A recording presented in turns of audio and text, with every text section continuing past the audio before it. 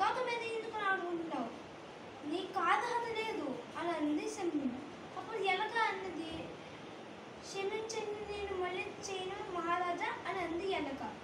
అప్పుడు సింహం అంది, నువ్వు నీ తప్పును ఒప్పుకున్నావు కాబట్టి నేను నిన్ను వదిలేస్తాను అని అంది సింహం. ఆ మాట మీద ఎలక వెంటనే అక్కడి నుంచి వెళ్ళిపోయింది. అలా 10 రోజులైన తర్వాత మళ్ళీ సింహం పడుకుంటూ ఉంది.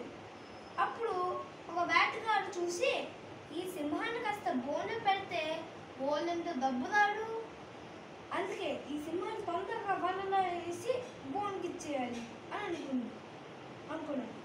తర్వాత ఒక వల తీసుకుని సింహం మీదకి వేస్తాడు. కాపాడండి కాపాడండి అని అంది సింహం.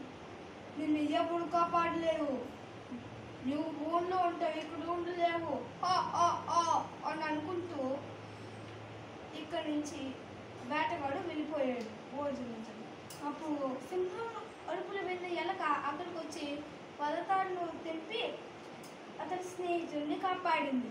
అప్పుడు సింహం అంది, నేను నీకు ఎలా కృతజ్ఞతలు చెప్పాలో అర్థం కాలా, ధన్యవాదాలు, నువ్వే కనుక ఇప్పుడు రాకపోయింటే నేను చచ్చిపోయేవాడిని అని అంది సింహం. ఆ మాట విన్న ఎలక, ఏమీ అవ్వదు, నువ్వు నా మంచి స్నేహితుడి, నువ్వు నాతోనే ఉండాలి, నువ్వు ఎప్పుడు చచ్చిపోవు అని అంటూ ఉంది. అదే సమయంలో వేటగాడు అక్కడికి వచ్చాడు. ఏంటి, ఎలా తప్పించుకుంది, నేను నమ్మబుద్ధి అవ్వట్లా, ఎలా తప్పించుకుంది ఈ సింహం?